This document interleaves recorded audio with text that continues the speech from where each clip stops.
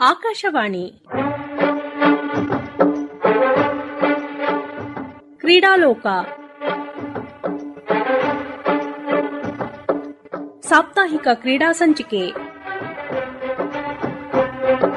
ಕೇಳುಗರೆ, ಕ್ರೀಡಾ ಸಂಚಿಕೆಗೆ ಆತ್ಮೀಯವಾದ ಸ್ವಾಗತ. ಇಂದಿನ ಕ್ರೀಡಾ ಸಂಚಿಕೆಯಲ್ಲಿ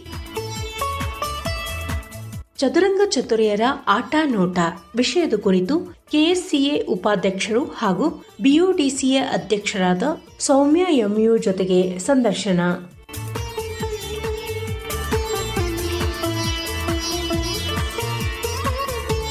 ಇವತ್ತಿನ ಕ್ರೀಡಾ ಸಂಚಿಕೆಯಲ್ಲಿ ಚದುರಂಗ ಚತುರೆಯರ ಆಟ ನೋಟ ವಿಷಯದ ಕುರಿತು ಕೆಎಸ್ಸಿಎ ವೈಸ್ ಪ್ರೆಸಿಡೆಂಟ್ ಹಾಗೂ ಬಿಯುಡಿಸಿಎ ಪ್ರೆಸಿಡೆಂಟ್ ಆಗಿರುವ ಸೌಮ್ಯ ಎಂಯು ಅವರು ಇದ್ದಾರೆ. ಅವ್ರ ಜೊತೆಗೆ ಮಾತನಾಡೋಣ.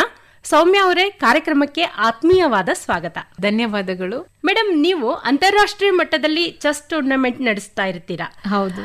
ಈ ಚೆಸ್ ಕ್ರೀಡೆಯಲ್ಲಿ ನಿಮಗೆ ಆಸಕ್ತಿ ಬರ್ಲಿಕ್ಕೆ ಕಾರಣ ಏನು? ಬಾಲ್ಯದಲ್ಲಿ ನಮ್ಮ ಮನೆಯಲ್ಲಿ ಫಂಕ್ಷನ್ ಇದ್ದಾಗ ಫ್ಯಾಮಿಲಿ ಮೆಂಬರ್ಸ್, ನಮ್ ದೊಡ್ಡಪ್ಪ ತಾತ ಎಲ್ಲ ಆಡ್ತಾ ಇದ್ರು. ಫಂಕ್ಷನ್ ಟೈಮ್ ಅಲ್ಲಿ ನಾವು ಅವ್ರ ಜೊತೆ ಕೂಡಿ ಆಡ್ತಾ ಇದ್ವಿ. ಅದು ಬಿಟ್ರೆ ನಾನು ಪ್ರೊಫೆಷನಲ್ ಆಗಿ ಕ್ಲಾಸಿಕಲ್ ಟೂರ್ನಮೆಂಟ್ಗಳು ಅಥವಾ ಕೋಚಿಂಗ್ ಪಡ್ಕೊಂಡು ಅದರಲ್ಲಿ ಮುಂದೆ ಬರಲಿಲ್ಲ. ಬಟ್ ತಕ್ಕ ಮಟ್ಟಿಗೆ ಚೆಸ್ ಆಟದ ಬಗ್ಗೆ ಕಾಯಿಗಳನ್ನ ಮೂವ್ ಮಾಡೋದಿರ್ಬೋದು ಅಥವಾ ಒಂದಷ್ಟು ಕೆಲವು ರೂಲ್ಸ್ ರೆಗ್ಯುಲೇಷನ್ಸ್ ಗಳ ಬಗ್ಗೆ ತಿಳ್ಕೊಂಡಿದ್ದೆ. ಮುಂದೆ ನಂದು ಮಕ್ಕಳು ಆಟ ಆಡ್ಲಿಕ್ಕೆ ಶುರು ಮಾಡಿದಾಗ, ಸ್ಪೆಷಲಿ ನನ್ನ ದೊಡ್ಡ ಮಗ ಸ್ಟಾರ್ಟ್ ಮಾಡಿರೋದು ನಮ್ಮ ಚೆಸ್ ಜರ್ನಿಯಲ್ಲಿ. ಹೆಸರೇನು ಮೇಡಮ್ ನಿಮ್ಮ ಮಗಂದು? ದೊಡ್ಡ ಮಗಂದು ಗೌತಮ್ ಉಪಾಧ್ಯಾಯ ಅಂತ. ರಾಷ್ಟ್ರಮಟ್ಟ ಅಥವಾ ರಾಷ್ಟ್ರಮಟ್ಟಕ್ಕೆ SCFI ಲೆವೆಲ್ ತನಕ ಹೋಗಿದ್ದಾನೆ ಅವನು. ಸಣ್ಣ ಮಗನು ಕೂಡ ಚೆಸ್ ಪ್ಲೇಯರೇ. ಅವರಿಬ್ಬರ ಚೆಸ್ ಜರ್ನಿಯಿಂದಾಗಿ ನಾನು ಈ ಫೀಲ್ಡ್ ಅಲ್ಲಿ ಇವಾಗ ಇದ್ದೀನಿ ಅಂತ ಹೇಳಕ್ಕೆ ಸಂತೋಷ ಆಗ್ತದೆ. ಅಂದ್ರೆ ಚೆಸ್ ಆಟಗಾರರಿಗೆ ಒಂದು ವೇದಿಕೆಯನ್ನ ಕಲ್ಪಿಸಿಕೊಡ್ತಾ ಇದ್ದೀರಾ. ಇವಾಗ ನನಗೆ ಆ ಒಂದು ಅವಕಾಶ ಸಿಕ್ಕಿದೆ. Being A parent, I have joined this community. ಇವಾಗ ಅಡ್ಮಿನಿಸ್ಟ್ರೇಷನ್ ಲೆವೆಲ್ಗೆ ನಾವು ನಮ್ಮ ಮಕ್ಕಳು ಮಾತ್ರ ಅಲ್ಲ, ಇಡೀ ಕರ್ನಾಟಕದ ಮಕ್ಕಳಿಗೆ ಒಂದು ವೇದಿಕೆಯನ್ನ ಕಲ್ಪಿಸ್ತಾ ಇದ್ದೀವಿ. ಅವರ ಟ್ಯಾಲೆಂಟ್ ಅನ್ನ ಗುರುತಿಸಿ ಅವರನ್ನು ಹೇಗೆ ಮುಂದೆ ತರಬೇಕು ಅನ್ನೋದ್ರ ಬಗ್ಗೆ ಪೇರೆಂಟ್ಸ್ ಗಳ ಮತ್ತೆ ಪ್ಲೇಯರ್ಸ್ ಗಳ ಇಂದಿನ ಸ್ಥಿತಿಗತಿಗಳ ಬಗ್ಗೆ ನಾವು ಒಂದಷ್ಟು ಗಮನ ಹರಿಸ್ಲಿಕ್ಕೆ ಈ ಒಂದು ಪ್ಲಾಟ್ಫಾರ್ಮ್ ನಮ್ಗೆ ಅವಕಾಶ ಮಾಡಿ ಕೊಡ್ತಾ ಇದೆ ಅಂತ ಹೇಳಲಿಕ್ಕೆ ತುಂಬಾ ಸಂತೋಷ ಆಗ್ತಾ ಇದೆ. ಮಕ್ಕಳ ಭವಿಷ್ಯ ಅಷ್ಟೇ ಅಲ್ಲ, ಇಡೀ ಕರ್ನಾಟಕದ ಚೆಸ್ ಆಟಗಾರರ ಭವಿಷ್ಯವನ್ನ ನಿರ್ಮಿಸುವಲ್ಲಿ ನಿಮ್ಮ ಪಾತ್ರ ಮಹತ್ವದ್ದು ಅಂತ ಹೇಳ್ಬೋದು ಒಂದು ಲೆಕ್ಕದಲ್ಲಿ. ಯಾಕಂದ್ರೆ ಇದರಲ್ಲಿ ಒಂದು 4-5 ಪಿಲ್ಲರ್ಗಳಂತ ನಾವು ಕನ್ಸಿಡರ್ ಮಾಡಿದ್ರೆ, ಮೇನ್ ಪಿಲ್ಲರ್ ನಮ್ಮ ಮಕ್ಕಳೇ ಆಗಿರ್ತಾರೆ, ಪ್ಲೇಯರ್ಸ್ ಯಾವಾಗ್ಲೂ. ಬಿಕಾಸ್ ಅವರ ಕಾಂಟ್ರಿಬ್ಯೂಷನ್ ಜಾಸ್ತಿ. ಅದಕ್ಕೆ ಪೂರಕವಾಗಿ ಪೇರೆಂಟ್ಸ್ ಅವರು ಸಪೋರ್ಟ್ ಮಾಡಿದಾಗ ಮಾತ್ರ ಆ ಮಕ್ಕಳು ಮುಂದೆ ಬರ್ಲಿಕ್ಕಾಗುತ್ತೆ. ಅದೇ ರೀತಿ ಅವರ ಕೋಚ್ಗಳು ಅವರು ಥರ್ಡ್ ಪಿಲ್ಲರ್ ಆಗ್ತಾರೆ. ಅಸೋಸಿಯೇಷನ್ ಉಳ್ದ ಮಾಧ್ಯಮ ಇತರದವುಗಳೆಲ್ಲ 4th 5th ಪ್ಲೇಸ್ ಅಲ್ಲಿ ಬರುತ್ತೆ. ಸೊ ನಮ್ಮದು ಸಹ ಒಂದು ರೀತಿಯ ಸಪೋರ್ಟಿಂಗ್ ಸಿಸ್ಟಮ್ ಆಗಿ ಮುಂದೆ ಹೋಗ್ತಾ ಇದ್ದ ಹಾಗೆ ಹೆಚ್ಚು ಹೆಚ್ಚು ಪಾರ್ಟಿಸಿಪೆಂಟ್ಸ್ ಬರ್ಲಿಕ್ಕೆ ಹೆಲ್ಪ್ ಆಗ್ತದೆ ಅಂತ. ಸೌಮ್ಯ ಅವರೇ, ಈಗ ಅಂತಾರಾಷ್ಟ್ರೀಯ ಮಟ್ಟದಲ್ಲಿ ನಮ್ಮ ಕರ್ನಾಟಕದ ಚೆಸ್ ಭವಿಷ್ಯ ಹೇಗಿದೆ? ಕಂಪ್ಯಾರಿಟಿವ್ಲಿ ಇವಾಗ ಅಕ್ರಾಸ್ ಇಂಡಿಯಾ ತಗೊಂಡ್ರೆ ನಂಬರ್ ಆಫ್ ಪ್ಲೇಯರ್ಸ್ ಅಲ್ಲಿ ನಮ್ಮ ಕರ್ನಾಟಕ 3ನೇ ಸ್ಥಾನದಲ್ಲಿದೆ ಅಂತ ಹೇಳಲಿಕ್ಕೆ ಖುಷಿ ಆಗ್ತಾ ಇದೆ, ಹೆಮ್ಮೆನೂ ಅನ್ನಿಸ್ತಾ ಇದೆ. 2-3 ವರ್ಷಗಳ ಹಿಂದೆ 5ನೇ ಸ್ಥಾನದಲ್ಲಿ ಇದ್ದ ಕರ್ನಾಟಕ ಈಗ 3ನೇ ಸ್ಥಾನಕ್ಕೆ ಬಂದಿದೆ. ಸೊ ಇನ್ನಷ್ಟು ಇಂಪ್ರೂವ್ಮೆಂಟ್ಸ್ ಇವಾಗ ಆಗ್ತಾ ಇದೆ. ಹೆಚ್ಚಿನ ಉತ್ಸಾಹ ಪೇರೆಂಟ್ಸ್ ಗಳಲ್ಲೂ ಸಹ ಕಾಣ್ತಾ ಇದೆ. ಯಾಕಂದ್ರೆ ಇವಾಗಿನ AI ವರ್ಲ್ಡ್ ಇರ್ಬೋದು ಅಥವಾ ಸ್ಪೆಷಲಿ ಹೇಳೋದಿದ್ರೆ ಸ್ಕ್ರೀನ್ ಟೈಮ್ ಜಾಸ್ತಿ ಆಗಿದೆ ಅಂತ ಎಲ್ಲ ಕಡೆ ಕಂಪ್ಲೇಂಟ್ಸ್ ಬರ್ತಾ ಇದೆ. ಸೊ ಮಕ್ಕಳನ್ನ ಆ ಒಂದು ಸಿಚುವೇಶನ್ ಇಂದ ಬೇರೆ ಕಡೆಗೆ ಡೈವರ್ಟ್ ಮಾಡ್ಲಿಕ್ಕೋಸ್ಕರ ಈ ಒಂದು ಚೆಸ್ ಅನ್ನ ಕನ್ಸಿಡರ್ ಮಾಡ್ತಾ ಇದ್ದಾರೆ ಅಂತ ಹೇಳೋದೊಂದು ಸಂತೋಷದ ವಿಚಾರ. ನಾನು ಕೂಡ ಆಕ್ಚುಲಿ ನನ್ನ ಸಣ್ಣ ಮಗನನ್ನ ಅವನು ಕಂಪ್ಯೂಟರ್ ಟಿವಿಯಿಂದ ಡೈವರ್ಟ್ ಆಗ್ಲಿ ಅಂತ ಹೇಳುವ ಉದ್ದೇಶಕ್ಕೋಸ್ಕರ ಚೆಸ್ ಹಾಕಿದ್ದು. ಬಟ್ ಲೇಟರ್ ಸ್ಟೇಜ್ ಅಲ್ಲಿ ಹಿ ಹಿಮ್ಸೆಲ್ಫ್ ಇನ್ವಾಲ್ವ್ಡ್ ಇನ್ ದಟ್. ಇವಾಗ್ಲೂ ಸಹ ಅವರು ಒಂದು ಸ್ವಲ್ಪ ಟೈಮ್ ಎಲ್ಲಾದ್ರೂ ಗ್ಯಾಪ್ ಸಿಕ್ಕಿದ್ರೆ ಸ್ಟಾರ್ಟ್ ಮಾಡಿ ಬಿಡ್ತಾರೆ ಆನ್ಲೈನ್ ಅಲ್ಲಿ ಚೆಸ್ ಆಡ್ಲಿಕ್ಕೆ. So this is the passion towards the game ಅಂತ ಹೇಳುದು. ಅಟ್ಯಾಚ್ಮೆಂಟ್ ಆ ಗೇಮ್ ಜೊತೆಗೆ ಬಂದ್ಬಿಡ್ತದೆ ಪ್ಲೇಯರ್ ಗಳು. ಆ ಒಂದು ಮನಸ್ಥಿತಿ ಸೊ ಆ ನಿಟ್ಟಿನಲ್ಲಿ ಚೆಸ್ ತುಂಬಾ ಸಹಾಯಕಾರಿ ಆಗ್ತದೆ ಪ್ರತಿಯೊಬ್ಬರಿಗೂ ಅಂತ ಹೇಳೋದು ನನ್ನ ಒಂದು ಅನಿಸಿಕೆ. ಮೇಡಮ್, ಭಾರತದಲ್ಲಿ ಮಹಿಳಾ ಚೆಸ್ ಇತಿಹಾಸದ ಕುರಿತು ಹೇಳೋದಾದ್ರೆ ಎಲ್ಲಿಂದ ಬೆಳೆದು ಬಂತು ಹೇಳ್ಬೋದು? ಬೆಂಗಳೂರಿಗೆ ಮತ್ತೆ ಮಹಿಳಾ ಚೆಸ್ಸಿಗೆ ತುಂಬಾ ಹತ್ತಿರದ ಒಂದು ಸಂಬಂಧ ತುಂಬಾ ಹಿಂದಿನ ಕಾಲದಿಂದಲೂ ಇದೆ. 1974 ಅಲ್ಲಿ ಮೊದಲ ಬಾರಿಗೆ ಮಹಿಳಾ ಚೆಸ್ ಚಾಂಪಿಯನ್ಶಿಪ್ ನಮ್ಮ ಬೆಂಗಳೂರಿನಲ್ಲಿ ಆಯ್ತು. ಸೊ ಇದು ಈಗ ನೀವು ಕೇಳ್ತಾ ಇರೋ ಪ್ರಶ್ನೆ ನನ್ನ ಹತ್ರ ಆಗಿರೋದ್ರಿಂದ ಬೆಂಗಳೂರಿನ ಸಂಬಂಧದ ಬಗ್ಗೆ ಹೇಳಲಿಕ್ಕೆ ನಂಗೆ ತುಂಬಾ ಇಷ್ಟ ಆಗ್ತದೆ. 1974 ಅಲ್ಲಿ ಬೆಂಗಳೂರು ಪ್ರಪ್ರಥಮ ಬಾರಿಗೆ ವಿಮೆನ್ ಚೆಸ್ ಚಾಂಪಿಯನ್ಶಿಪ್ ಅನ್ನ ಆಯೋಜನೆ ಮಾಡಿತು ಆಲ್ ಇಂಡಿಯಾ. ಅಂದ್ರೆ ಇಡೀ ಭಾರತದಲ್ಲಿ ಮೊದಲಿಗೆ ಕರ್ನಾಟಕದಲ್ಲಿ. ಹೌದು. ಸೊ ಅದರಲ್ಲಿ 3 ಜನ ಆ ಒಂದು ಡಿಕೇಡ್ ಅಂತ ಹೇಳ್ಬೋದು, 1974 ಇಂದ 84 ತನಕ 3 ಜನ ವಿಮೆನ್ ಪ್ಲೇಯರ್ಸ್, ಕಾದಿಲ್ಕರ್ ಸಿಸ್ಟರ್ಸ್ ಅಂತಾನೆ ಹೇಳ್ತಾರೆ ಅವರನ್ನ. ಅವರು ಆಲ್ಮೋಸ್ಟ್ ಎಲ್ಲಾ ಚಾಂಪಿಯನ್ಶಿಪ್ ಗಳಲ್ಲೂ ವಿನ್ ಆಗ್ತಾ ಇದ್ರು. ನಮ್ಮ ಚೆಸ್ಸಿಗೆ, ವಿಮೆನ್ ಚೆಸ್ಸಿಗೆ ನಾಂದಿ ಹಾಕಿದ್ದಾರೆ ಅಂತ ಹೇಳಿದ್ರೆ ತಪ್ಪಾಗ್ಲಿಕ್ಕಿಲ್ಲ.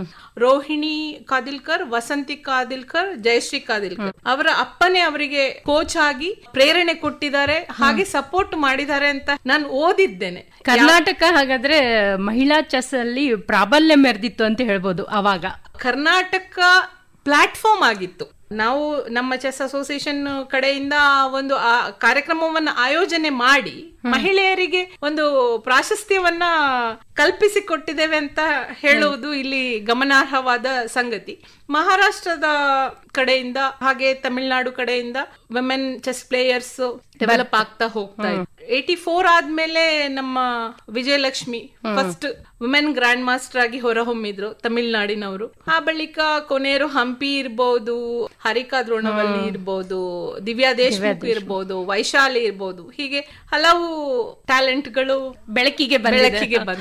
ಭಾರತದಲ್ಲಿ ಚೆಸ್ ಕ್ರೀಡೆಯಲ್ಲಿ ಮಹಿಳೆಯರಿಗಿಂತ ಪುರುಷರ ಪ್ರಾಬಲ್ಯ ಹೆಚ್ಚಿದೆ ಅಂತ ಈಗಿನ ಪರಿಸ್ಥಿತಿ ಗಮನಿಸಿದ್ರೆ ಹೇಳ್ಬೋದು. ಅದಕ್ಕೆ ಕಾರಣ ಏನು ಅಂತ, ಮಹಿಳೆಯರಿಗಿಂತ ಪುರುಷರ ಪ್ರಾಬಲ್ಯ ಹೆಚ್ಚಾಗ್ಲಿಕ್ಕೆ? ಜನರಲ್ ಆಗಿ ಹೇಳುದಿದ್ರೆ ಎಲ್ಲಾ ಸ್ಟೇಜ್ಗಳಲ್ಲೂ ಯಾವುದೇ ಫೀಲ್ಡ್ ಅಲ್ಲಿ ಇರ್ಬೋದು, ಪುರುಷರ ಪ್ರಾಬಲ್ಯ ಒಂದು ಸರ್ವೇ ಸಾಮಾನ್ಯ. ಡಾಮಿನೆನ್ಸಿ ಅಂತ ಅನ್ನೋದು ಹಿಂದಿನ ಕಾಲದಿಂದಲೂ ಬಂದಿರುವಂತದ್ದು.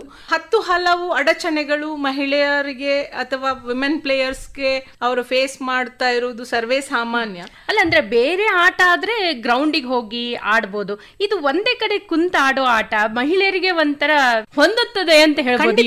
ಹೊಂದುತ್ತದೆ. ಇದರಲ್ಲಿ ಮಹಿಳೆಯರಿಗೆ ಫ್ಯೂಚರ್ ಖಂಡಿತ ಇದೆ. ಈ ನಿಟ್ಟಿನಲ್ಲಿ ಏನ್ ಹೇಳ್ಬೇಕು ಅಂತ ಅನ್ಕೊಳ್ತಾ ಇದ್ದೀನಿ ಅಂದ್ರೆ, ಪೇರೆಂಟ್ಸ್ ಗಳ ಇನ್ವಾಲ್ವ್ಮೆಂಟ್ ಬೇಕೇ ಬೇಕಾಗತ್ತೆ. ಹೆಣ್ಣು ಮಕ್ಕಳಿಗೆ ಒಂದು ಸರ್ಟನ್ ಏಜ್ ನ ನಂತರ ಪೇರೆಂಟ್ಸ್ ಒಟ್ಟಿಗೆ ಹೋಗ್ಲೇಬೇಕಾಗತ್ತೆ. ಅವರದೇ ಆದ ಕಮಿಟ್ಮೆಂಟ್ಸ್ ಗಳು ಇರ್ತದೆ, ಅವರದೇ ಆದ ಪ್ರಾಬ್ಲಮ್ಸ್ ಗಳು, ಇಶ್ಯೂಸ್ ಗಳು ಇರ್ತದೆ. ಒಂದು 10ನೇ ತರಗತಿ, ಈಗ ನಾವು ನಮ್ಮ ಜನರಲ್ ಇದರಲ್ಲಿ ಹೇಳ್ಬೇಕಿದ್ರೆ 9th ಸ್ಟ್ಯಾಂಡರ್ಡ್ 10th ಸ್ಟ್ಯಾಂಡರ್ಡ್ಗೆ ಬಂದ ನಂತರ ಅವರು ಚೆಸ್ ಆಡ್ತೇನೆ ಅಂತ ಇಷ್ಟಪಟ್ರು ಸಹ ಮೇ ಬಿ ಪೇರೆಂಟ್ಸ್ ಕಡೆಯಿಂದ ಅಂತ ಒಂದು ಸಪೋರ್ಟ್ ಸಿಸ್ಟಮ್ ಇರೋದು ಸ್ವಲ್ಪ ಕಡಿಮೆ. ಅಕಾಡೆಮಿಕ್ ಆಗಿನೂ ಜಾಸ್ತಿ ಓದೋದಿರ್ತದೆ, ಹೆಣ್ಣು ಮಕ್ಕಳು ಸ್ವಲ್ಪ ಫೋಕಸ್ಡ್ ಆಗಿರೋದ್ರಿಂದ ಅವರಿಗೆ ಎರಡನ್ನು ಬ್ಯಾಲೆನ್ಸ್ ಮಾಡಿಕೊಂಡು ಹೋಗ್ಲಿಕ್ಕೂ ಸಹ ಹಲವು ಅಡೆತಡೆಗಳು ಬಂದಿರೋದ್ರಿಂದಾಗಿ ಮೋಸ್ಟ್ಲಿ ಇದು ಸ್ವಲ್ಪ ಕಡಿಮೆ. ಬಟ್ ಇವಾಗ ನೋಡಿದ್ರೆ, ಈ ರೀಸೆಂಟ್ ಡೇಸ್ ಗಳಲ್ಲಿ ನೋಡಿದ್ರೆ ನಂಬರ್ ಆಫ್ ಪ್ಲೇಯರ್ಸ್ ಕಡಿಮೆ ಇದ್ರು ಅವರ ಒಂದು ಪರ್ಫಾರ್ಮೆನ್ಸ್ ನೋಡಿದ್ರೆ ಖಂಡಿತವಾಗಿ ವಿಮೆನ್ ಪ್ಲೇಯರ್ಸ್ ಗಳಿಗೂ ಸರಿಯಾದ ಸಪೋರ್ಟ್ ಸಿಸ್ಟಮ್ ಬಂದ್ರೆ ಅವರು ಶೈನ್ ಆಗೋದ್ರಲ್ಲಿ ಯಾವುದೇ ಸಂದೇಹ ಇಲ್ಲ ಅಂತ ಹೇಳಿ. ಮೇಡಮ್, ನಮ್ಮಲ್ಲಿ ಫಿಡೆ ರ್ಯಾಂಕಿಂಗ್ ಪಂದ್ಯಾವಳಿಗಳು ಬಹಳ ಕಡಿಮೆ ಆಗ್ತದೆ ಭಾರತದಲ್ಲಿ. ಹೊರದೇಶಗಳಿಗೆ ಹೋಲಿಸಿದ್ರೆ ನಮ್ಮಲ್ಲಿ ಕಡಿಮೆ ಅಂತ ಹೇಳ್ಬೋದು. ಆಮೇಲೆ ಒಂದು ಟೂರ್ನಮೆಂಟ್ ಮಾಡ್ಲಿಕ್ಕೆ ಬಹಳ ಖರ್ಚಾಗ್ತದೆ. ಇದು ಒಂದು ಕಾರಣ ಇರ್ಬೋದಾ ಚೆಸ್ ಕ್ರೀಡೆಯಲ್ಲಿ ಆಸಕ್ತಿ ಕಡಿಮೆ ಆಗಲ್ವೋ ಕರ್ನಾಟಕದಲ್ಲಿ ಆಗಿರ್ಬೋದು ಅಥವಾ ಭಾರತೀಯ ಆಟಗಾರರಲ್ಲಿ? ಇತ್ತೀಚಿನ ದಿನಗಳಲ್ಲಿ ಅಂದ್ರೆ 2022 ಆನ್ವರ್ಡ್ಸ್ ನಾನು ಗಮನಿಸಿದ ಮಟ್ಟಿಗೆ ಹಲವಾರು ಪಂದ್ಯಾವಳಿಗಳು, ಫಿಡೆರೇಟಿಂಗ್ ಪಂದ್ಯಾವಳಿಗಳೇ ನಡೀತಾ ಇದೆ. ಫಾರ್ ಎಕ್ಸಾಂಪಲ್, ಪ್ರತಿ ಸ್ಟೇಟಿನಲ್ಲೂ ತಮಿಳುನಾಡಿನಲ್ಲಿ ಹೈಯೆಸ್ಟ್ ನಂಬರ್ ಆಫ್ ಫಿಡೆರೇಟಿಂಗ್ ಟೂರ್ನಮೆಂಟ್ ನಡೀತಾ ಇದೆ. ಕರ್ನಾಟಕದಲ್ಲಿ ಒಂದು ವರ್ಷದಲ್ಲಿ 253 ಟೂರ್ನಮೆಂಟ್ಸ್ ನಮ್ಮ ಕರ್ನಾಟಕದಲ್ಲಿ ನಡೆದಿದೆ. ಫಿನಾನ್ಷಿಯಲ್ ಇಯರ್ ಅಂದ್ರೆ ನಾವು ಏಪ್ರಿಲ್ ಇಂದ ಮಾರ್ಚ್ ಗೆ ಕನ್ಸಿಡರ್ ಮಾಡಿದ್ರೆ ಒಂದು ವರ್ಷದಲ್ಲಿ 253 ಟೂರ್ನಮೆಂಟ್ಸ್, ಅದರಲ್ಲಿ ಬೇರೆ ಬೇರೆ ಟೈಪಿನ ಟೂರ್ನಮೆಂಟ್ಸ್ ಇದೆ. ಫಿಡೆರೇಟಿಂಗ್ ಟೂರ್ನಮೆಂಟ್ ಗಳು ಇದೆ, ರ್ಯಾಪಿಡ್, ಬ್ಲಿಟ್ಸ್, ಈ ತರದ ಒನ್ ಡೇ ಟೂರ್ನಮೆಂಟ್ಸ್ ಗಳು ಇದೆ. ಆದ್ರೆ ಬೇರೆ ದೇಶಕ್ಕೆ ಕಂಪೇರ್ ಮಾಡಿದ್ರೆ ನಮ್ಮ ದೇಶದಲ್ಲಿ ಟೂರ್ನಮೆಂಟ್ ಗಳಿಗೆ ಕಡಿಮೆ ಇಲ್ಲ. ಹೊರ ದೇಶಗಳಿಗೆ ಹೋಗಿ ಯಾಕೆ ಆಡ್ತಾ ಇದ್ದಾರೆ ಅಂದ್ರೆ, ನಮ್ಮ ದೇಶದಲ್ಲಿ ಬೇರೆ ದೇಶಗಳ ಪ್ಲೇಯರ್ಸ್ ಬಂದು ಆಡಿ ಅವರ ರೇಟಿಂಗ್ ಇನ್ಕ್ರೀಸ್ ಆಗುದಿರ್ಬೋದು ಅಥವಾ ಅವರ ಟೈಟಲ್ಸ್ ಟೈಟಲ್ಸ್ ಗಳನ್ನ ಪಡ್ಕೊಳ್ಳೋದ್ರ ಬಗ್ಗೆ ಈಗ ಹೈಯರ್ ರೇಟೆಡ್ ಒಂದು ಸಮ್ ಸರ್ಟನ್ ರೇಟಿಂಗ್ ಬಂದ ಮೇಲೆ, ಫಾರ್ ಎಕ್ಸಾಂಪಲ್ 1900 ಆ ರೇಂಜ್ ಗೆ ಬಂದ ಮೇಲೆ ಅವರ IM ಟೈಟಲ್ ಇರಬಹುದು, FM ಟೈಟಲ್ ಇರಬಹುದು, GM ಟೈಟಲ್ ಇರಬಹುದು, ಈ ತರದ ಟೈಟಲ್ ಗಳಿಗೋಸ್ಕರ ನಮ್ಮ ಪ್ಲೇಯರ್ ಗಳು ಹೊರ ರಾಷ್ಟ್ರಗಳಲ್ಲಿ ಹೋಗಿ ಆಡ್ತಾರೆಯೇ ವಿನಃ ಚೆಸ್ ಪ್ಲೇಯರ್ ಗಳಿಗೆ ವೆರಿ ಸ್ಟ್ರಾಂಗ್ ಬೇಸ್ ನ ತಂದುಕೊಟ್ಟಂತಹ ಒಂದು ದೇಶ. ಹೀಗೆ ಹೇಳಿದ್ರೆ ನಮ್ಮ ಒಬ್ರು ಇಂಟರ್ನ್ಯಾಷನಲ್ ಆರ್ಬಿಟರ್ ಮಿಸ್ಟರ್ ಗೋಪಕುಮಾರ್ ಅಂತ ಹೇಳ್ತಾರೆ, ನಾವು ಗ್ರ್ಯಾಂಡ್ ಮಾಸ್ಟರ್ ಟೂರ್ನಮೆಂಟ್ ಆರ್ಗನೈಸ್ ಮಾಡಿದ್ರೆ ನಾವು ಇಂಟರ್ನ್ಯಾಷನಲ್ ಇಂದ ಪ್ಲೇಯರ್ಸ್ ಗಳನ್ನ ಇನ್ವೈಟ್ ಮಾಡ್ಬೇಕಾಗತ್ತೆ. ಇಂಡಿಯಾದಲ್ಲಿ ಆಡ್ಲಿಕ್ಕೆ ಯಾರು ಪ್ಲೇಯರ್ಸ್ ಗಳು ಮುಂದೆ ಬರ್ತಾ ಇಲ್ಲ. ಯಾಕಂತ ಹೇಳಿದ್ರೆ ಲೋವರ್ ರೇಟೆಡ್ ಪ್ಲೇಯರ್ಸ್ ಗಳ ಮೇಲೇನು ಅವರು ಸೋಲುವ ಭಯದಿಂದಾಗಿ ಅವರಿಗೆ ಇಲ್ಲಿ ಬಂದು ಆಡ್ಲಿಕ್ಕೆ ಒಂಥರ ಮುಜುಗರ ಆಗತ್ತೆ ಅಂತ ಅನ್ನೋದನ್ನ ನಾನು ಕೇಳಲ್ಪಟ್ಟಿದ್ದೇನೆ. ಬೇರೆ ದೇಶಗಳಲ್ಲಿ ಟೂರ್ನಮೆಂಟ್ಸ್ ಸಾಕಷ್ಟು ಇರುತ್ತೆ. ಆಮೇಲೆ ಇತರ ಕಂಟ್ರಿಗಳಿಂದಲೂ ಸಹ ಆ ಟೂರ್ನಮೆಂಟ್ ಗಳಲ್ಲಿ ಪಾರ್ಟಿಸಿಪೇಟ್ ಮಾಡೋದ್ರಿಂದ ನಮ್ಮ ಇಂಡಿಯಾದಿಂದ ಹೋದಂತಹ ಪ್ಲೇಯರ್ಗಳು ಅತಿ ಸುಲಭವಾಗಿ ಟೈಟಲ್ ನಾರ್ಮ್ಸ್ ಅನ್ನ ಪಡ್ಕೊಂಡು ಬರ್ಲಿಕ್ಕೆ ಅದು ಸಹಕಾರಿಯಾಗತ್ತೆ. ಸೊ ಈ ಒಂದು ಡಿಫರೆನ್ಸ್ ಟೂರ್ನಮೆಂಟ್ ಆಗ್ತಾ ಇದೆ. ಮೇಡಮ್, ಇತ್ತೀಚೆಗೆ ಜಾರ್ಜಿಯಾದಲ್ಲಿ ನಡೆದ ಚೆಸ್ ವರ್ಲ್ಡ್ 2025ರಲ್ಲಿ 19ರ ದಿವ್ಯಾ ದೇಶ್ಮುಖ್ ಚಾಂಪಿಯನ್ ಆದ್ರು. ಇವರ ಎದುರಾಳಿಯೂ ಕೂಡ ಕೊನೆರು ಹಂಪಿಯವರು ಇದ್ರು, ಇಬ್ರು ಭಾರತೀಯರು. ಹೌದು. ಈ ಪಂದ್ಯಾವಳಿ ಕುರಿತಾಗಿ ಏನ್ ಹೇಳ್ಬೋದು ನೀವು? ತುಂಬಾ ಸಂತೋಷದ ವಿಚಾರ, ನಮ್ಗೆ ಒಂದು ಹೆಮ್ಮೆಯ ಸಂಗತಿ ಕೂಡ. ಇಂಡಿಯಾ ಇವಾಗ ವರ್ಲ್ಡ್ ನ ಒಂಥರ ಕಂಟ್ರೋಲ್ ಅಲ್ಲಿ ಇಟ್ಕೊಂಡಿದೆ ಚೆಸ್ ಅಲ್ಲಿ. ಮೇಲ್ ಮತ್ತೆ ಫಿಮೇಲ್, ಮೆನ್ ವಿಮೆನ್ ಎರಡೂ ಚಾಂಪಿಯನ್ಸ್ ಟ್ಯಾಲೆಂಟ್ಸ್ ನಮ್ಮ ಇಂಡಿಯಾದಿಂದ ಇದ್ದಾರೆ. ಟಾಪ್ 10 ವರ್ಲ್ಡ್ ಪ್ಲೇಯರ್ಸ್ ಅಲ್ಲಿ 3-4 ಜನ ಇಂಡಿಯನ್ ಪ್ಲೇಯರ್ಸ್ ಇದ್ದಾರೆ. ವಿಶ್ವನಾಥನ್ ಆನಂದ್ ಅವರು ಹಾಕಿಕೊಟ್ಟಂತಹ ಒಂದು ಹಾದಿಯಲ್ಲಿ ಸಾಕ್ತಾ ಇದ್ದಾರೆ ಅಂತ ಹೇಳುದು ಒಂದು ಸಂತೋಷದ ಸಂಗತಿ. ದಿವ್ಯಾ ದೇಶ್ಮುಖ್ ಬಾಲ್ಯದಿಂದಲೂ ಕೂಡ ಇಂತಹ ಒಂದು ಕನಸನ್ನು ಕಂಡಂತಹ ಒಂದು ಪ್ರತಿಭೆ. ಹಲವಾರು ಇಂಟರ್ವ್ಯೂಗಳನ್ನ ಆ ಬಳಿಕ ಗಮನಿಸಿದ್ರೆ ಅದೆಲ್ಲ ನಾವು ಕಾಣಬಹುದು. ನೋಡಿ, ಅವ್ರು 19 ಕೊನೆರಿ ಹಂಪಿ ಅನುಭವಿ ಆಟಗಾರ ಆದ್ರೂ ಕೂಡ ಹೇಗೆ ಇವರು ಅಷ್ಟು ಕಾನ್ಫಿಡೆಂಟ್ ಆಗಿ ಆಡಿದ್ರು ಅಂತ ದಿವ್ಯಾ ದೇಶ್ಮುಖ್ ಅವರು. ಯಾವಾಗ್ಲೂ ಯಂಗ್ ಪ್ಲೇಯರ್ಸ್ ಗಳಿಗೆ ಸ್ವಲ್ಪ ಸ್ಟ್ರಾಂಗ್ ಮೆಂಟಾಲಿಟಿ ಇರ್ಬೋದು. ಕೊನೆರು ಹಂಪಿಯನ್ನು ನೋಡಿದ್ರು she was also very toughest player and ಎಷ್ಟು ವರ್ಷದಿಂದ ಅವರು ಆ ಸ್ಥಾನವನ್ನ ಕಾಯ್ದುಕೊಂಡು ಬಂದಿದ್ದಾರೆ. 2004 ಅಲ್ಲಿ I think she became a grand master. ಹಲವಾರು ಟೈಟಲ್ ಗಳನ್ನ, ಹಲವಾರು ಚಾಂಪಿಯನ್ಶಿಪ್ ಗಳನ್ನ, ಮೆಡಲ್ ಗಳನ್ನ ನಮ್ಮ ಇಂಡಿಯಾಕ್ಕೆ ತಂದು ಕೊಟ್ಟಿದ್ದಾರೆ. ರೀಸೆಂಟ್ಲಿ ವರ್ಲ್ಡ್ ರ್ಯಾಪಿಡ್ ಇರ್ಬೋದು, ಬ್ಲಿಟ್ಸ್ ಇರ್ಬೋದು, ಪ್ರತಿ ವರ್ಷವೂ ಸತತವಾಗಿ ಅವರು ವಿನ್ ಆಗ್ತಾ ಬಂದಿದ್ದಾರೆ. ಅದು ಚೆಸ್ ನ ಇನ್ನೊಂದು ಬ್ಯೂಟಿ ಅಂತ ಹೇಳ್ಬೋದು. ಯಾಕೆಂತ ಹೇಳಿದ್ರೆ ಯಾವುದೇ ಏಜಿನ ಪ್ಲೇಯರ್ ಗಳು, age is just number in the game of chess, because it's a mind game. So ನಿಮ್ಮ ಮೈಂಡ್ ಯಾವ ತರ ವರ್ಕ್ ಆಗುತ್ತೆ ಅದರ ಮೇಲೆ ನೀವು ಜಯಗಳಿಸ್ತೀರಿ ಅಂತ ಹೇಳೋದನ್ನ ಇದರಲ್ಲಿ ಉದಾಹರಣೆಯಾಗಿ ಪಡಿಬಹುದು. ನಮ್ಮ ಯಂಗೆಸ್ಟ್ ಗ್ರ್ಯಾಂಡ್ ಮಾಸ್ಟರ್ಸ್ ಗಳಿರ್ಬೋದು, 11-12 ವರ್ಷಗಳಲ್ಲಿ ಅವರು ಹೈಯರ್ ಗ್ರ್ಯಾಂಡ್ ಮಾಸ್ಟರ್ ಗಳನ್ನ ಸೋಲಿಸ್ತಾರೆ. ನಮ್ಮ ಇಂಡಿಯಾದ ಒಂದು ಅಂಡರ್ 9 ಹುಡುಗ ಕಾರ್ಲ್ಸನ್ ಅನ್ನ ಆನ್ಲೈನ್ ಗೇಮ್ ಅಲ್ಲಿ ಬೀಟ್ ಮಾಡಿದ್ದಾರೆ. ಸೊ ಏಜ್ ಅಂತ ಹೇಳುದು ಇದರಲ್ಲಿ ಒಂದು ನೆಪ ಮಾತ್ರ ಅಂತ ಹೇಳ್ಬೋದು. ಮೇಡಮ್, ಈಗ ಕೊನೆರು ಹಂಪಿಯವರಾಗಿರ್ಬೋದು, ದಿವ್ಯಾ ದೇಶ್ಮುಖ್, ಹಾರಿಕಾ ದ್ರೋಣವಲ್ಲಿ, ವೈಶಾಲಿ ರಮೇಶ್ ಬಾಬು, ತಾನಿಯಾ ಸಚ್ದೇವ್, ಹೀಗೆ ಭಾರತದ ಟಾಪ್ ಆಟಗಾರ್ತಿಯರು ತಮಿಳುನಾಡು, ಮಹಾರಾಷ್ಟ್ರ, ಹೀಗೆ ಬೇರೆ ಬೇರೆ ಕಡೆಯಿಂದ ಬಂದಿದ್ದಾರೆ. ನಮ್ಮ ಕರ್ನಾಟಕದಲ್ಲಿ ಹೆಸರು ಕೇಳಿ ಬರೋದು ಈಶಾ ಶರ್ಮಾ ಒಬ್ರೆ, ಕರೆಕ್ಟ್ ಅಲ್ವಾ?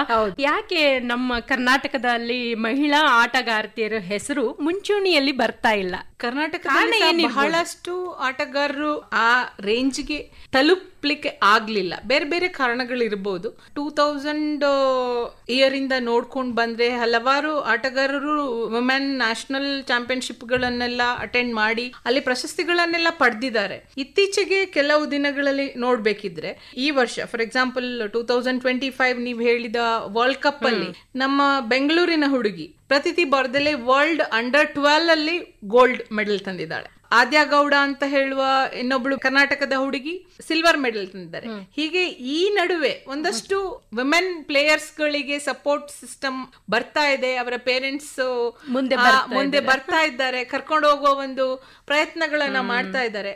ಒಂದಷ್ಟು ಪ್ಲೇಯರ್ಸ್ ಗಳ ಹೆಸರು ಇವಾಗ ಅಂದ್ರೆ ಪ್ರಾಮಿಸಿಂಗ್ ಪ್ಲೇಯರ್ಸ್ ಗಳ ಲಿಸ್ಟ್ ಅಲ್ಲಿ ಇದೆ. ಮುಂದಿನ ದಿನಗಳಲ್ಲಿ ಖಂಡಿತ ಅವರು ರೀಚ್ ಆಗ್ತಾರೆ. ಅಂಡರ್ 8 ವರ್ಲ್ಡ್ 2-3 ವರ್ಷಗಳ ಹಿಂದೆ ನಮ್ಮ ಪ್ರಣವ್ ಆನಂದ್ ಗ್ರ್ಯಾಂಡ್ ಮಾಸ್ಟರ್ ಆದ ಟೈಮ್ ಅಲ್ಲಿ ಚಾರ್ವಿ ಅನಿಲ್ ಕುಮಾರ್ ಅಂಡರ್-8 ವರ್ಲ್ಡ್ ವಿನ್ ಆಗಿರೋದು. ಸೊ ಈ ತರ ಯಂಗ್ ಟ್ಯಾಲೆಂಟ್ಸ್ ಮುಂದೆ ಬರ್ತಾ ಇದ್ದಾರೆ. ಇಶಾ ಶರ್ಮನ್ ಪ್ಯಾರಲಲ್ ಆಗಿ ಆ ಟೈಮ್ ಅಲ್ಲಿ ಪ್ಲೇಯರ್ಸ್ ಇದ್ರು, ಮಾನಸ ಇರ್ಬೋದು, ಶ್ರುತಿ ಇರ್ಬೋದು, ಅವರೆಲ್ಲ national level players. But IM ಅಥವಾ ಟೈಟಲ್ಡ್ ಪ್ಲೇಯರ್ಸ್ ಗಳ ಸ್ಥಾನಕ್ಕೆ ಹೋಗುವ ಹಂತಕ್ಕೆ ಅವರು ಇನ್ನಷ್ಟು ಪ್ರಯತ್ನ ಪಡಬೇಕಾಗಿ ಬೇರೆ ಬೇರೆ ಕಾರಣಗಳಿಂದ, ಫ್ಯಾಮಿಲಿ ಅಥವಾ ಇತರ ಕಾರಣಗಳಿಂದ ಎಜುಕೇಶನ್ ಕಡೆಗೆ ಗಮನ ಕೊಟ್ಟು ಅವರು ಆಮೇಲೆ ಇಂಟರ್ನ್ಯಾಷನಲ್ ಅನ್ಕೊಳ್ಳೋ ಬೇರೆ ರಾಷ್ಟ್ರಗಳಿಗೆ ಹೋಗಿ ಆಡೋದಿದೆ, ಅದು ತುಂಬಾ ವೆಚ್ಚದ, ಪೇರೆಂಟ್ಸಿಗೆ ಅದನ್ನ ಆಗಲ್ಲ.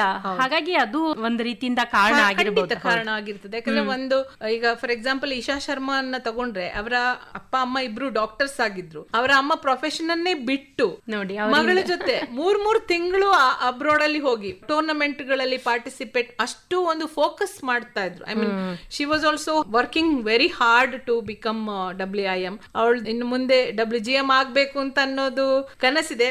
ಮೋಸ್ಟ್ಲಿ ಒಂದು ನಾರ್ಮ್ ಬಂದ್ರೆ she will become women grand master.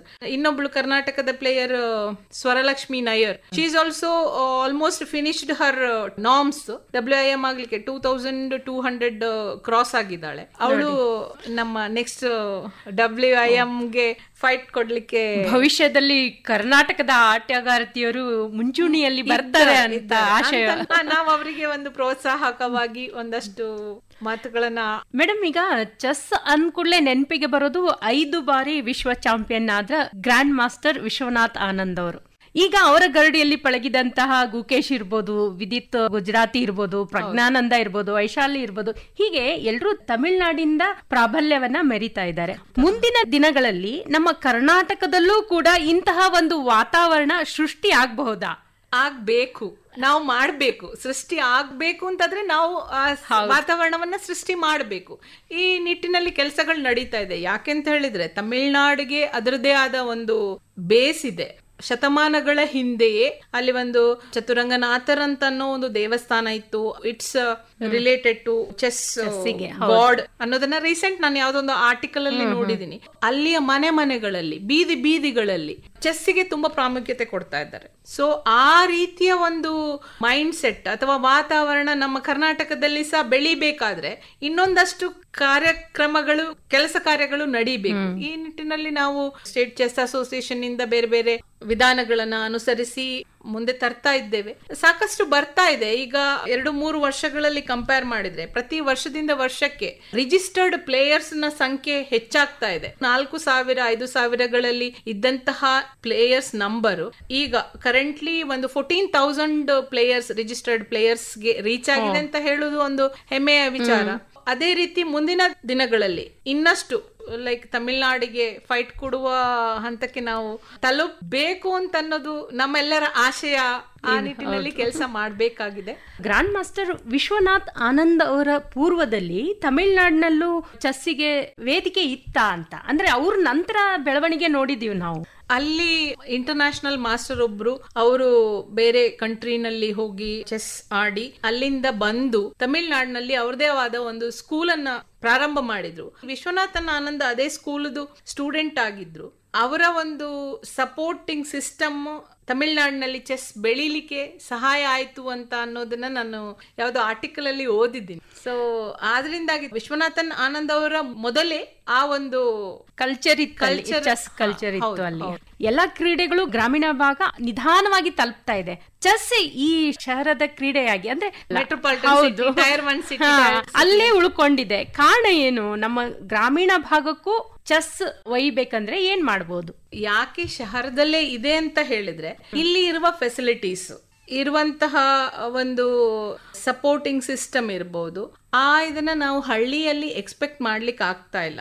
ಇಲ್ವೇ ಇಲ್ಲ ಅಂತ ಹೇಳೋದು ಏನಿಲ್ಲ. ಫಾರ್ ಎಕ್ಸಾಂಪಲ್ ನಾವು ಇವಾಗ ಕೇರಳದ ಒಂದು ಹಳ್ಳಿಯಲ್ಲಿ ಹೋಲ್ ಹಳ್ಳಿಯೇ ಅಲ್ಲಿ ಚೆಸ್ ಹಳ್ಳಿಯಾಗಿ ಗ್ರಾಮವಾಗಿ ನಿರ್ಮಾಣವಾಗಿದೆ. ಸೊ ಈ ತರದ ಒಂದಷ್ಟು ಪ್ಯಾಷನೇಟ್ ಟುವರ್ಡ್ಸ್ ಚೆಸ್ ಅವರನ್ನ ಹುಡುಕಿ ನಾವು ಕಾರ್ಯಕ್ರಮಗಳನ್ನ ಹಮ್ಮಿಕೊಂಡು ಹಳ್ಳಿಗಳಿಗೂ ಸಹ ತಲುಪಿಸುವಂತ ಕಾರ್ಯವನ್ನ ಮಾಡ್ಲೇಬೇಕು. ಹಳ್ಳಿಯ ಟ್ಯಾಲೆಂಟ್ಗಳು ಸಹ ಮುಂದೆ ಬಂದು ಎಷ್ಟೋ ಜನ ವಿಶ್ವನಾಥನ್ ಆನಂದ್ಗಳನ್ನ ನಾವು ಅಲ್ಲಿ ಕಾಣಬಹುದು. ಸೊ ಈ ಚೆಸ್ ಇನ್ ಸ್ಕೂಲ್ಸ್ ಅಂತ ಹೇಳುವಂತ ಒಂದು ಕಾರ್ಯಕ್ರಮ ಇದು ಫಿಡೆಯಿಂದ ಫ್ಲಾಗ್ಶಿಪ್ ಪ್ರೋಗ್ರಾಮ್ ಆಗಿ 2011ರಲ್ಲಿಯೇ ಅದು ಪ್ರಾರಂಭ ಆಗಿದೆ. ನಮ್ಮ ಆಲ್ ಇಂಡಿಯಾ ಚೆಸ್ ಫೆಡರೇಷನ್ ಅದನ್ನ ಇಂಪ್ಲಿಮೆಂಟ್ ಮಾಡಬೇಕು ದೇಶದ ಎಲ್ಲ ರಾಜ್ಯಗಳಲ್ಲಿ ಅಂತ ಅನ್ನೋ ಒಂದು ಕನಸನ್ನು ಕಂಡಿದೆ. ಕರ್ನಾಟಕದಲ್ಲಿ ಮುಂದಿನ ದಿನಗಳಲ್ಲಿ ಈ ಕಾರ್ಯಕ್ರಮವನ್ನ ಹಮ್ಮಿಕೊಂಡ್ರೆ ಆವಾಗ ಅದು ಹಳ್ಳಿಗಳಲ್ಲೂ ಗವರ್ಮೆಂಟ್ ಶಾಲೆಗಳಲ್ಲೂ ಚೆಸ್ ಇನ್ ಸ್ಕೂಲ್ಸ್ ಆವಾಗ ಅದು ತಲುಪಲಿಕ್ಕೆ ಒಂದು ಈಸಿ ಆದ ವೇ ಅಂತ ಹೇಳಲಿಕ್ಕೆ ನಾನು ಇಷ್ಟಪಡ್ತೇನೆ. ಇದಕ್ಕೆ ಎಜುಕೇಶನ್ ಡಿಪಾರ್ಟ್ಮೆಂಟ್, ಸರ್ಕಾರ, ಇದು ನಮ್ದು ಏನೇ ಇದ್ರೂ ಅಫಿಲಿಯೇಟೆಡ್ ಬಾಡಿ, ನಾವು ಒಂದಷ್ಟು ಜನ ಲೈಕ್ ಮೈಂಡೆಡ್ ಪೀಪಲ್ ಸರ್ವಿಸ್ ಮಾಡ್ತಾ ಇದ್ದೇವೆ ಇದಕ್ಕೋಸ್ಕರ. ಇದರ ಜೊತೆಗೆ ಸರ್ಕಾರದ ಸಹಕಾರವು ನಮ್ಗೆ ಬೇಕಾಗಿ ಬಂದ್ರೆ ಇದನ್ನ ಗವರ್ಮೆಂಟ್ ಶಾಲೆಗಳಲ್ಲಿ ಚೆಸ್ ಶಿಕ್ಷಕರನ್ನ ನೇಮಿಸ್ಕೊಳ್ಬೇಕು. ಗ್ರಾಮೀಣ ಭಾಗದಲ್ಲೂ compulsory subject like weekly 1 day at least ಎಲ್ಲಾ ದಿನಗಳಲ್ಲಿ ಬೇರೆ ಸಬ್ಜೆಕ್ಟ್ ಇರೋ ತರ ವೀಕ್ಲಿ 1 ದಿವಸ 1 ಪೀರಿಯಡ್ ಚೆಸ್ಗಾಗಿ ಇಟ್ರೆ, ಯಾಕಂದ್ರೆ ಇದರಲ್ಲಿ ಬಹಳಷ್ಟು ಪ್ರಯೋಜನಗಳು ಆ ಮಗುವಿಗೆ ಆಗ್ತದೆ. ಯಾವುದೇ ಸಿಚುವೇಶನ್ ಅನ್ನ ಫೇಸ್ ಮಾಡುವಂತ ಇರ್ಬೋದು, ಡಿಸಿಷನ್ ಮೇಕಿಂಗ್ ಗಳಲ್ಲಿ ಇರ್ಬೋದು, ಅನೇಕ ಕಾನ್ಸಂಟ್ರೇಷನ್, ಫೋಕಸ್, ಇದರಿಂದ ರಿಸಲ್ಟ್ ನಿಮ್ಮ ಅಕಾಡೆಮಿಕ್ ಇಯರ್ ರಿಸಲ್ಟ್ ಕೂಡ ಚೆನ್ನಾಗಿ ಆಗ್ತದೆ. ನಾವು ಚೆಸ್ ಪ್ಲೇಯರ್ಸ್ ಗಳ ಒಂದು ರಿಸಲ್ಟ್ ನೋಡಿದ್ರೆ, ಅಕಾಡೆಮಿಕ್ ರಿಸಲ್ಟ್ ನೋಡಿದ್ರೆ ಅವರು 94, 95, 96 ಅವ್ರು ಹೋಗುದೇ ಇಲ್ಲ ಸ್ಕೂಲ್ಗೆ. ಥ್ರೂಔಟ್ ದ ಇಯರ್ ಅವರು ಟೂರ್ನಮೆಂಟ್ ಗಳನ್ನ ಆಡ್ತಾ ಇರ್ತಾರೆ. ಲಾಸ್ಟ್ ಒಂದು 2 months ಹೋಗಿ ಎಕ್ಸಾಮ್ ಬರೆದು ಬರ್ತಾರೆ. ಬಟ್ ದೇರ್ ಅಬೌವ್ 90 ಇರ್ತಾರೆ. ನನ್ನ ಮಗನೂ ಸಹ ಅದಕ್ಕೆ ಒಂದು ಉದಾಹರಣೆ. ಸೊ ಆ ಒಂದು ಕಾನ್ಫಿಡೆನ್ಸ್ ಅವರಲ್ಲಿ ಬರುತ್ತೆ. ಆಮೇಲೆ ಗ್ರಾಸ್ಪಿಂಗ್ ಪವರ್, ಫೋಟೋಗ್ರಾಫಿಕ್ ಮೆಮೊರಿ ಇರ್ಬೋದು. ನೀವ್ ಒಂದ್ಸತಿ ನೋಡಿದ್ರೆ ಅವರು ಅದನ್ನ ಗ್ರಾಸ್ಪ್ ಮಾಡಿಕೊಂಡು ಎಕ್ಸ್ಪ್ರೆಸ್ಸಿಂಗ್. ಮೇನ್ ಆಗಿ ಮಕ್ಕಳಲ್ಲಿ ಒತ್ತಡ ನಿರ್ವಹಣೆ ಮಾಡ್ಕೋಬೇಕಂತಂದ್ರೆ ಚೆಸ್ ಕಲೀಲೇಬೇಕು. ಯಾಕಂದ್ರೆ ಮಕ್ಕಳು ಈಗ ನೋಡಿ ಒತ್ತಡಕ್ಕೊಳಗಾಗ್ತಾರೆ, ಖಿನ್ನತೆಗೊಳಗಾಗ್ತಾರೆ, ಮತ್ತೆ ಏನೇನೋ ಬೇರೆ ತಪ್ಪು ದಾರಿಗಳಲ್ಲಿ ಹೋಗ್ತಾರೆ. ಸೊ ಇದರಿಂದ ಅದು ತುಂಬಾ ಕಂಡು ಬರ್ತಾ ಇದೆ. ಅದನ್ನ ಅವಾಯ್ಡ್ ಮಾಡ್ಲಿಕ್ಕೆ ಇದು ಒಂದು ಸಿಸ್ಟಮ್ ಆಗಿ ವರ್ಕ್ ಆಗ್ತಾ ಇದೆ. ಅದನ್ನ ಎಲ್ಲ ಪೋಷಕರು ಗಮನದಲ್ಲಿ ಇಟ್ಕೊಂಡು ಕಾರ್ಯವನ್ನ ನಿರ್ವಹಿಸಬೇಕಾಗಿದೆ. ಅದೇ ರೀತಿ ಚೆಸ್ ಅನ್ನ ಪಾಪ್ಯುಲರ್ ಮಾಡ್ಬೇಕಿದ್ರೆ, ಈಗ ಯಾವುದೇ ಒಂದು ಗೇಮ್ ಮುಂದೆ ಬೆಳಿಬೇಕಾದ್ರೆ ಅದಕ್ಕೆ ಒಂದಷ್ಟು ಫಾಲೋವರ್ಸ್ ಇರ್ಬೇಕಾಗತ್ತೆ. ಫಾರ್ ಎಕ್ಸಾಂಪಲ್ ನಾವು ಕ್ರಿಕೆಟ್ ಆಗಿರ್ಲಿ ಅಥವಾ ಬೇರೆ ಯಾವುದೇ ಗೇಮ್ ಅನ್ನ ನೋಡಿದ್ರೆ ಅದ್ರದ್ದು ವ್ಯೂವರ್ಸ್ ಒಂದಷ್ಟು ಇರ್ತಾರೆ. ಆದ್ರೆ ನಮ್ಮ ಚೆಸ್ ಅಲ್ಲಿ ವ್ಯೂವರ್ಸ್ ಯಾಕಿಲ್ಲ ಅಂತ ಹೇಳಿದ್ರೆ it's not spectator friendly game ಅಂತ. ನಮ್ಮ ಒಂದು ಯೋಚನಾ ಲಹರಿ ಆ ಕಡೆಗೂ ಸಹ ಸಾಗಿದ್ರೆ ಡೆಫಿನೆಟ್ಲಿ ಇದಕ್ಕೆ ಒಂದು ಪೂರಕವಾದ ವಾತಾವರಣ ಬರ್ಬೋದು. ನಾವು ಪಬ್ಲಿಕ್ ಪ್ಲೇಸ್ ಗಳಲ್ಲಿ ಚೆಸ್ ಟೂರ್ನಮೆಂಟ್ ಅನ್ನ ಆಯೋಜನೆ ಮಾಡಿದಾಗ ಎಲ್ಲರೂ ಇನ್ವಾಲ್ವ್ ಆಗಿ ಒಂದು ಪೊಸಿಷನ್ ಅಲ್ಲಿ ಇದರಲ್ಲಿ ಯಾವ್ದು ಬೆಸ್ಟ್ ಮೂವ್, ಆ ತರದ ಒಂದು ಟಾಸ್ಕ್ ಗಳನ್ನ ಪಬ್ಲಿಕ್ ಕೊಟ್ಟು ಅವರು ಅದನ್ನೇ ಇನ್ವಾಲ್ವ್ ಆದಾಗ ಇದ್ರದೊಂದು ಬೇರೆ ಕ್ರೀಡೆ ಆದ್ರೆ ಜನರಿಗೆ ಸಾಮಾನ್ಯವಾಗಿ ಗೊತ್ತಾಗ್ಬಿಡುತ್ತೆ. ಈ ಕ್ರಿಕೆಟ್ ನೋಡಿದ್ರೆ ಗೊತ್ತಾಗತ್ತೆ ಇದು 6 ಹೋಯ್ತಾ. ಬಟ್ ಇದ್ರಲ್ಲಿ ಒಂದ್ ಸ್ವಲ್ಪ ನಿಮ್ಮ ಗಮನವನ್ನ ಹರಿಸಿದ್ರೆ ಮಾತ್ರ ಗೊತ್ತಾಗುತ್ತೆ. ಈಗ ನೋಡಿ ಕ್ರಿಕೆಟು ಕೂಡ ಮೊದ್ಲಿಗೆಲ್ಲ ಅಷ್ಟು ಇರ್ಲಿಲ್ಲ. ಚುಟುಕು ಕ್ರಿಕೆಟ್ ಅಂತ ಅಂದ್ರೆ T20 ಇಂಥವೆಲ್ಲ ತಗೊಂಡ್ಬಂದ್ಮೇಲೆ ಜಾಸ್ತಿ ಅದು ಪಾಪ್ಯುಲರ್ ಆಯ್ತು. ಈಗ ಚೆಸ್ ಅಲ್ಲೂ ಕೂಡ ಹಾಗೆ ಏನೋ ಮಾಡ್ತಾ ಇದ್ದಾರೆ ಅದೇ ರ್ಯಾಪಿಡ್ ಬ್ಲಿಟ್ಸ್ ಅಂತ ಫಾರ್ಮೆಟ್ ಗಳಿದೆ. ಬಟ್ ನಾವ್ಯಾವತ್ ಕ್ಲಾಸಿಕಲ್ ಫಾರ್ಮೆಟ್ ಗೆ ಜಾಸ್ತಿ ಪ್ರಿಫರೆನ್ಸ್ ಕೊಡ್ತಾ ಇದ್ದೇವೆ. ಯಾಕಂದ್ರೆ ನಿಮ್ಮ ಕಂಪ್ಲೀಟ್ ಥಾಟ್ ಪ್ರೊಸೆಸ್, ಕ್ಯಾಲ್ಕುಲೇಷನ್ ಇರ್ಬೋದು, ಒಂದಷ್ಟು ಮುಂದಿನ ಮೂವ್ಗಳನ್ನ ಯೋಚನೆ ಮಾಡಿ ನಿರ್ಧರಿಸಿರ್ಬೋದು. ಇದರಲ್ಲಿ ಇನ್ನೊಂದು ಅಡ್ವಾಂಟೇಜ್ ಏನಂದ್ರೆ ನಾವು ನಮ್ಮ ಬಗ್ಗೆ ಮಾತ್ರ ಅಲ್ಲ, ಒಪೋನೆಂಟ್ ಬಗ್ಗೆ ಸಹ ಥಿಂಕ್ ಮಾಡಿ ಆಡ್ತೇವೆ. Because in what way he may think, what will be the best move of yours, ಎರಡೂ ಕಡೆಗಳಲ್ಲಿ ಯೋಚನೆ ಮಾಡಿ ನಾವು ಆಡ್ಬೇಕಾಗಿರೋದ್ರಿಂದ ನಮ್ಮಲ್ಲಿ ಆ ಒಂದು ಗುಣ ಬೆಳೀತಾ ಹೋಗುತ್ತೆ. ಸೊ ಇದು ನಮ್ಮ ಓವರ್ ಆಲ್ ಡೆವಲಪ್ಮೆಂಟ್ ಗೆ ಬಹಳ ಸಹಾಯಕಾರಿ. ಮೇಡಮ್, ನೀವು ಸಹ ಚೆಸ್ ಕ್ರೀಡೆ ಬೆಳವಣಿಗೆಗಾಗಿ ಬಹಳಷ್ಟು ಶ್ರಮಿಸ್ತಾ ಇದ್ದೀರಿ. ನಿಮ್ಮ ಮುಂದಿನ ಯೋಜನೆಗಳೇನು? ಮುಂದಿನ ಯೋಜನೆಗಳೇನು ಅಂತ ನಾವು ಹೇಳುದು ಅಷ್ಟು ಸಮಂಜಸ ಅಲ್ಲ ಅಂತ ಅನ್ಕೊಳ್ತಾನೆ. ಯಾಕೆಂತ ಹೇಳಿದ್ರೆ ಬೈ ಬರ್ತ್ ನಾನು ಹೇಳ್ಕೊಳ್ಳೋದಕ್ಕಿಂತ ಮಾಡಿ ತೋರಿಸುದು ನನ್ನ ಒಂದು ನೇಚರ್. ಸೊ ಅದಕ್ಕೆ ನಮ್ಮ ಕೈಯಲ್ಲಿ ಏನಾಗತ್ತೆ ಗಿವಿಂಗ್ ಬ್ಯಾಕ್ ಟು ಅಂದ್ರೆ ಒಂದು ನೀವು ಏನೋ ಗುರಿ ಇಟ್ಕೊಂಡಿರ್ಬೋದು, ಈಗ ನಿಮ್ಮ ಅಸೋಸಿಯೇಷನ್ ಇಂದ ಇರ್ಬೋದು, ಅಥವಾ ನೀವೇ ಇಂಟ್ರೆಸ್ಟ್ ಹೇಳ್ತಾ ಇದ್ದೀರಾ ಗ್ರಾಮೀಣ ಮಟ್ಟದಲ್ಲೂ ಒಯ್ಬೇಕು ಅಂತ ಇದೀವಿ ಚೆಸ್ ಕ್ರೀಡೆಯನ್ನ ಅಂತ ಒಂದು ರೂಪರೇಷೆಯನ್ನ ಹಾಕೊಂಡಿರ್ಬೋದಲ್ಲ ನೀವು? ಖಂಡಿತ ರೂಪರೇಷೆಗಳನ್ನ ಹಾಕಿ ಅದರ ಪ್ರಕಾರನೇ ಮುಂದುವರಿಬೇಕಾಗತ್ತೆ. ಯಾಕಂತಂದ್ರೆ it's not small things. Mainly we are focusing towards public game ಆಗಿ ಬರಬೇಕು ಅಂತ ಅನ್ನೋದಕ್ಕೆ ಕಮ್ಯುನಿಟಿ ಡೆವಲಪ್ಮೆಂಟ್ ಪ್ರೋಗ್ರಾಮ್ ಗಳನ್ನ ಸ್ಟಾರ್ಟ್ ಮಾಡಬೇಕು ಅಂತ ಅಂದ್ಕೊಳ್ತಾ ಇದ್ದೀವಿ. ಅದೇ ರೀತಿ ಇದು ಸ್ಪೆಕ್ಟೇಟರ್ ಫ್ರೆಂಡ್ಲಿ ಗೇಮ್ ಆಗ್ಲಿಕ್ಕೆ ಏನ್ ಮಾಡಬಹುದು ಅದರ ಬಗ್ಗೆ ಡಿಸ್ಕಷನ್ಸ್ ನಡೀತಾ ಇದೆ. ಅಂದ್ರೆ ಸ್ವಲ್ಪ ಎಂಟರ್ಟೈನ್ಮೆಂಟ್ ಟಚ್ ಕೊಡ್ಬೇಕು ಅಂತ, ಆಗ ಇನ್ವಾಲ್ವ್ಮೆಂಟ್ ಬರುತ್ತೆ ಆಟೋಮೆಟಿಕಲಿ. ಓ ಹಾಗಾದ್ರೆ ನಾವು ಒಂದ್ಸತಿ ನೋಡೋಣ ಅಂತ ಒಂದು ಬೀಂಗ್ ಎ ಪೇರೆಂಟ್, ಈಗ ನಾನು ಮಕ್ಕಳು ಓಕೆ ಅವ್ರು ಪ್ರೊಫೆಷನಲ್ ಆಗಿ ಆಡ್ತಾರೆ, ವೈ ಕಾಂಟ್ ಐ ಈಗ just as A friendly game ಅಥವಾ ಟೀಮ್ ಗೇಮ್ ಆ ತರದೆಲ್ಲ ಕಾನ್ಸೆಪ್ಟ್ ತಂದಾಗ they can play with enjoy. ಒತ್ತಡದಲ್ಲಿ ಆಡೋದಲ್ಲ, ಅವರಿಗೊಂಥರ ಎಲ್ರಿಗೂ ಖುಷಿ ಆಗ್ಬೇಕು ಆಟದಲ್ಲಿ. ಈಸಿ ಗೋಯಿಂಗ್ ಅಲ್ಲಿ ಆಡಿದಾಗ ಆಟೋಮೆಟಿಕ್ ಇನ್ವಾಲ್ವ್ಮೆಂಟ್ ಬರುತ್ತೆ. ಇನ್ನೊಂದಷ್ಟು ಹಲವು ಯೋಜನೆಗಳನ್ನಾಗಿ ಮಾಡಿ ಅದನ್ನ ಎಕ್ಸಿಕ್ಯೂಷನ್ ಮಾಡಬೇಕು. ನಮ್ಮ ಗ್ರ್ಯಾಂಡ್ ಮಾಸ್ಟರ್ ಟೂರ್ನಮೆಂಟ್ಗಳು ಅದೇ ರೀತಿ ಕರ್ನಾಟಕದಲ್ಲಿ ಯಾವ್ದು ಲ್ಯಾಕಿಂಗ್ ಇದೆ, ಯಾವುದಕ್ಕೆ ಡಿಮಾಂಡ್ ಇದೆ, ಅದನ್ನ ನಾವು ಗಮನಿಸಿಕೊಂಡು ಆ ಬಗ್ಗೆ ಹೆಜ್ಜೆ ಹಾಕ್ಬೇಕು ಅಂತ ಅನ್ನೋದು ಒಳ್ಳೇದು. ಮೇಡಮ್, ಇಲ್ಲಿವರೆಗೆ ಬಹಳ ಸವಿಸ್ತಾರವಾಗಿ ಹೇಳಿದ್ರಿ. ಅಂದ್ರೆ ದೇಶದ ಚದುರಂಗ ಚತುರೆಯರ ಆಟ ನೋಟದ ಕುರಿತಾಗಿ ಸಮಗ್ರವಾದ ಮಾಹಿತಿಯನ್ನ ಒಳ್ಳೆಯ ಮಾಹಿತಿಯನ್ನ ಕೊಟ್ರಿ ನಮ್ಮ ಕೇಳುಗರಿಗೆ. ಧನ್ಯವಾದಗಳು, ನಮಸ್ಕಾರ. Thank you very much. ಚದುರಂಗ ಚತುರೆಯರ ಆಟ ನೋಟ ವಿಷಯದ ಕುರಿತು ಕೆಎಸ್ಸಿಎ ಉಪಾಧ್ಯಕ್ಷರು ಹಾಗೂ ಬಿಯುಡಿಸಿಎ ಅಧ್ಯಕ್ಷರಾದ ಸೌಮ್ಯ ಎಂಯು ಜೊತೆಗಿನ ಸಂದರ್ಶನವನ್ನ ಕೇಳಿದ್ರಿ.